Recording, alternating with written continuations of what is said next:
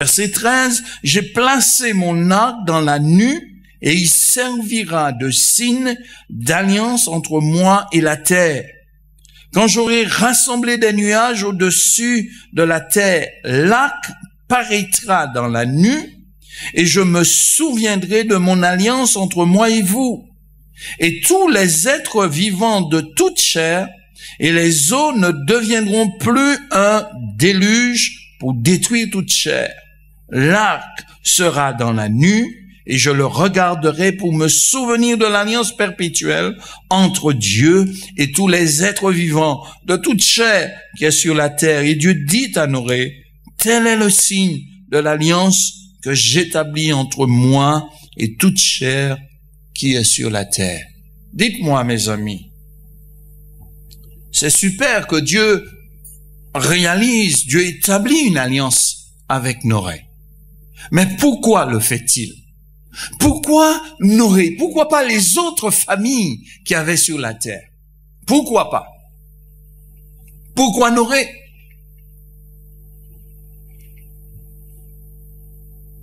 Pourquoi sa famille? Pourquoi le reste des animaux? Pourquoi pas tous ceux qui étaient avant? Mais je vais vous dire. Notre texte nous dit au verset, mais on revient au verset 6.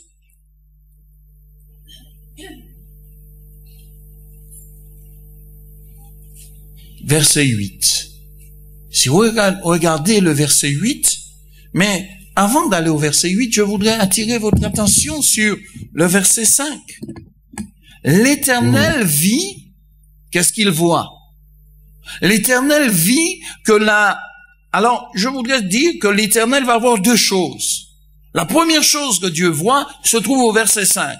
Qu'est-ce qu'il voit? L'Éternel vit que la méchanceté des hommes était grande sur la terre et que toutes les pensées de leur cœur se portaient chaque jour uniquement vers le mal. Mes amis, je veux dire que la méchanceté, que le mal déplaît à l'Éternel. Et la Bible nous dit, même l'Éternel se repentit d'avoir fait l'homme sur la terre et fut affligé en son cœur. Lorsque l'homme se traîne, se vautre dans le péché, lorsque l'homme commet l'iniquité, lorsque l'homme pratique la méchanceté, Dieu est attristé. Et mes amis, c'est ce que nous avons ici, dans notre pays. La méchanceté. Et je vais vous dire, j'ai l'impression que nous vivions dans un état où on ne sait pas ce qui se passe. Nous, les chrétiens. On peut dire on est déconnecté. Et moi, je peux vous dire, je suis déconnecté de pas mal de choses.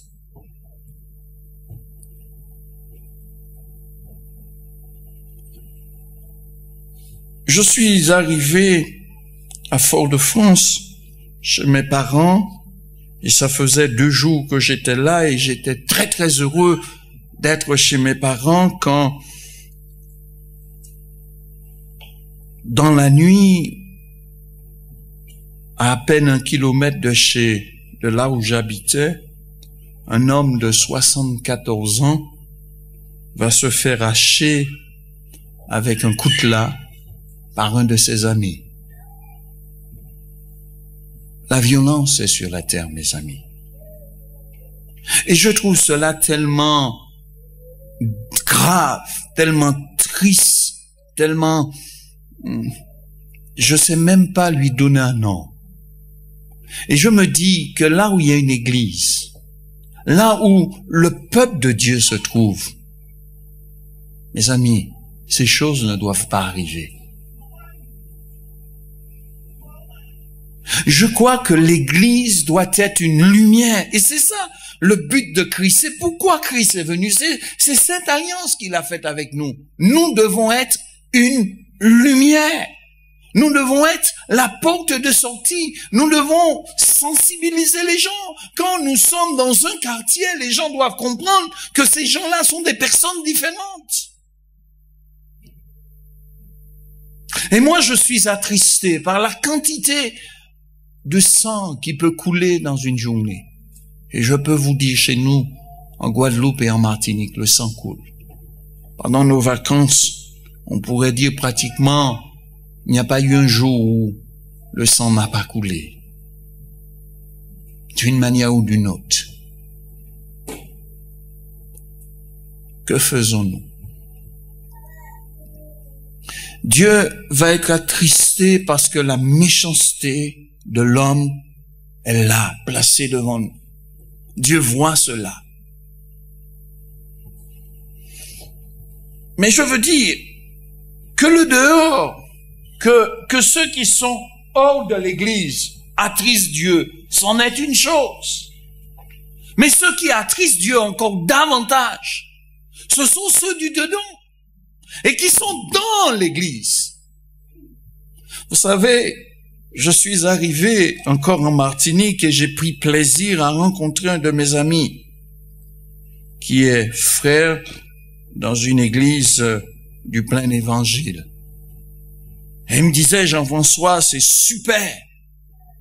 Ah oui, c'est super. Papa donne un super visage à l'extérieur. Mais à l'intérieur, à la maison, c'est terrible. Non, mes amis, je veux vous dire une vérité. Le visage que vous donnez à l'église doit être le même visage qui se trouve dans la maison. Ça doit être encore le même visage qui se trouve dans la rue. Et ça doit être encore même le même visage qui se trouve au travail. Parce que si vous donnez un visage qui est super à l'église, vous êtes gentil, agréable, le pasteur est là, vous le servez, vous êtes prêt même à cirer ses chaussures, et quand vous êtes à la maison, vous êtes une personne qui est violente.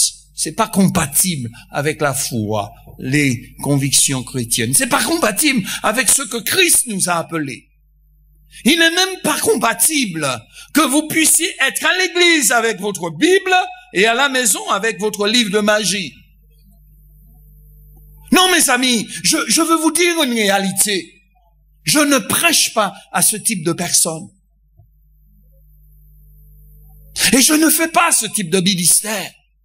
Lorsqu'on est chrétien, on est chrétien à l'église, on est chrétien dans la rue, on est chrétien à la maison et on est chrétien partout. Et on a un seul et même visage. Vous me suivez, mes frères? Si vous êtes avec moi, vous pouvez le dire. Mais je vous dis la vérité. Si on est enfant de Dieu, on l'est partout. Et Dieu voit la méchanceté. Et cette méchanceté peut se trouver à l'église. Et combien de personnes peuvent dire, mais ils sont plus méchants à l'église qu'ailleurs? Un jour, mon frère me l'a dit. Et non, il me l'a dit parce que j'avais demandé à Dieu, Seigneur, fais-moi voir comment je suis. Et puis, le matin, je prie, et à midi, mon frère me dit, tu es plus méchant avec moi que tu ne l'es avec tes frères chrétiens. Bien, quand il est parti, je peux vous dire que j'ai pleuré. Mes amis, écoutez-moi bien. Si vous voulez être sauvés, ayez un seul visage. Vous ne pouvez pas vous dire être chrétien. Et puis, la méchanceté se trouve dans votre vie. C'est pas possible. Ce n'est pas compatible. Et ce n'est pas ce type d'église que Jésus veut avoir. Et c'est pire lorsque c'est dans l'église que cela se trouve. Parce que nous n'avons aucun message, aucun témoignage à apporter aux gens du dehors. Parce que, en réalité, nous sommes en train de les ressembler quand nous faisons ces choses. Vous êtes d'accord?